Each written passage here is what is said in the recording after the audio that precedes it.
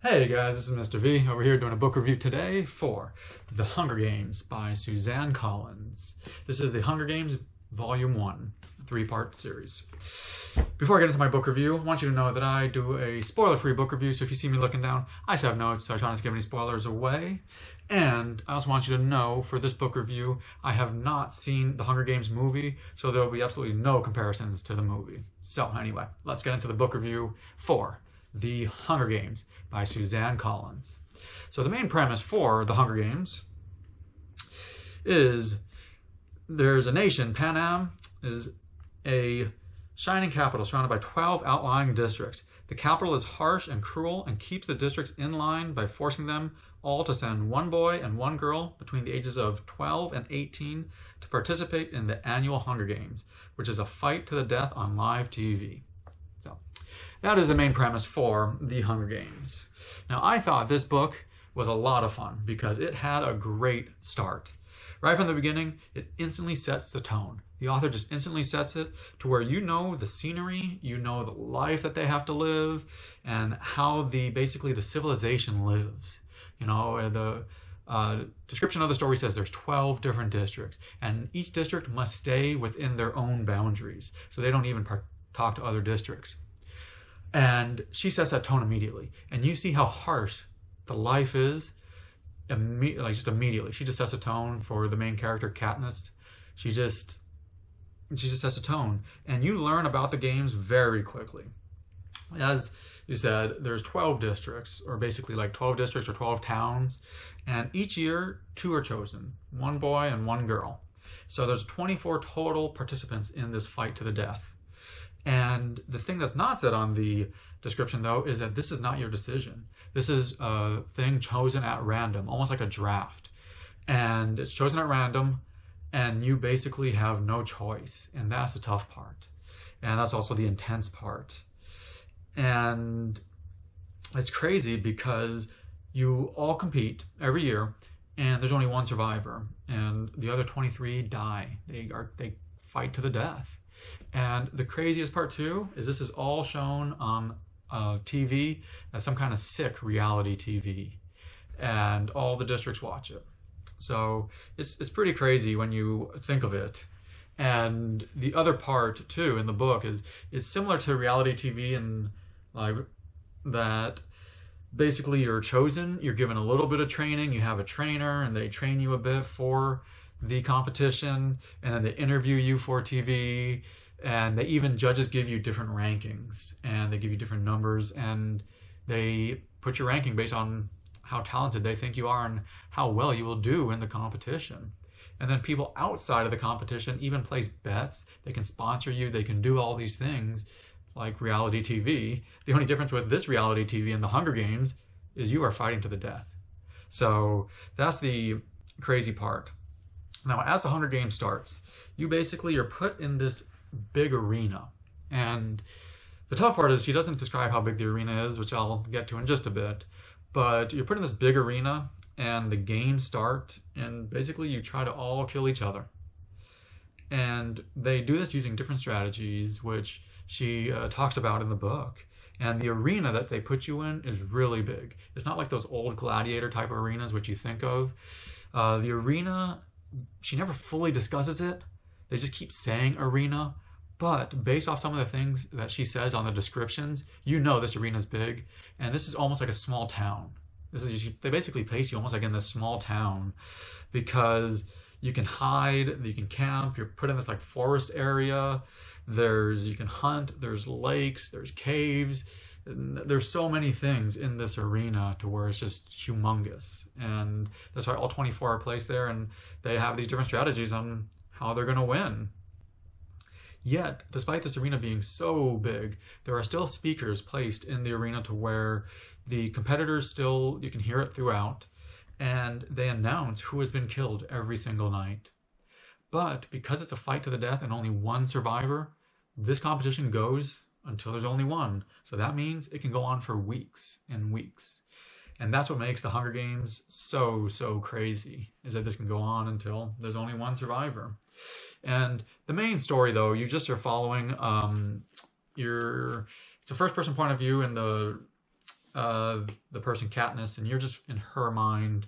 But you can see the author does a great job of explaining the rest of the Hunger Games and the rest of the people, and just how sick a reality TV this town made, or this capital made. And it's just crazy to think what it would be like. And you even wonder, when I was reading it, I was wondering what it would be like to be chosen. And then, like, when you're in the arena and going on, and it's kind of crazy, because there's a ton of intensity during the games when I was reading it. Because I was like, how would you sleep? Or how do you get water and food? And what are you going to do? And while you're thinking of all these things, people are trying to kill you, and you're going to have to try to kill these people. And you can go into hiding, you can do all these things, and everyone else is going into hiding too, but it's like, at some point, you need to come out and kill them. So that's the craziest part, and it's very intense. And it's also intense in that everybody is enemies. During the training, you get to meet some of the other people, and you get to talk to them, and, you almost befriend some of them. Yet, you're still an enemy, because when the games start, you need to kill them, or they're going to kill you, one or the other. And that's why it is just an intense book, and it can be intense at times, and the thoughts you have are pretty intense. And the other cool part about the book is, not only is the arena big, where there's forests and there's different, like I said, different areas to hide. There's all those big things in the arena, like animals, but the judges, or basically people at the Capitol, they do things to force the action even more. And they put animals in there, for you to eat, but also possibly maybe you can get killed by the animal. But they also cause things like fires, or they control the temperature. Sometimes they make it super hot, sometimes super cold. So that makes it even tougher for survival. And that also intensifies the action. So there's just a ton of crazy and interesting things that happen. And there's so many things. And there's also many crazy twists. And there's multiple crazy twists during this book. And I can't even get into it with how many crazy and intense things happen and how many twists happen during the book, because I'm not going to give any spoilers away. But it's really cool how she does all these things to keep the book super intense. And that's what I felt was a lot of fun, is that as you keep reading, it is very intense. Now, some of the things I did not like about the book was they don't discuss the arena much. Like, I wish I knew a little more about the arena, the size of the arena, because the main character, Katniss, she keeps saying arena, or people will say the arena, but they don't say the size much. They talk about when you're in the arena, they say how she'll go to the forests or the lakes, and how they will hunt and how they will hide, and they'll talk about caves, and they do things like that. So it's a really big size, but you don't know how big. And I wish she would say a little more, so that you knew some of the things, like, how easy is it to hide? Because there's 24 of them. So how easy is it to hide, and, things like that. So I wish she had gone in depth a little bit more, because, as I told you, like, I felt it was like a mini town, but that is just my perspective. She never says anything about the size. So I wish she had done a little more, the author had done a little more on that. And another thing that I didn't like was, about the 2/3, about 70% mark, there was one storyline that just felt forced. To me, it just felt forced. And it's a fairly big storyline. And I just wasn't a fan of that storyline. There was one storyline, and I can see why others would like it. Like, I can see the reason she put it in there and why others would like it, but I just wasn't a fan of it. But the good thing is that the author turns it around the last 25%. She turns it around, and then I really enjoyed the end, and the end was also very intense, and she just kept the intensity going until the last page. And you can see how, this is volume 1, and this is part of a trilogy, so you can see how it's going to lead into the next one. So that's really cool, how she just kept it intense until the end, and it was really cool. Now, as for her writing style, I thought this was, she did a great job writing it, in that her writing style was very easy writing, because the writing kept you engaged. It was very easy reading, I should say, sorry. It was very easy reading because she kept you engaged, and the story just flows very smoothly, and that's what kept you engaged. And this is from a first-person point of view the whole time, but she wrote the dialogue very well, because while it is a first-person point of view, she talks to a lot of people during the training and even leading up to that. So that stuff she did very well, to where I thought she did a very good mix of dialogue, thoughts, like first-person thoughts, and the events. So I thought she did a great job of just mixing all of that together. And another thing that I felt was great about the book was I felt this had a great chapter length, because I was always able to finish a chapter, and it's always good with an intense book that you're able to finish a chapter. So I just thought it was a great chapter length. So I thought she did a great job with that.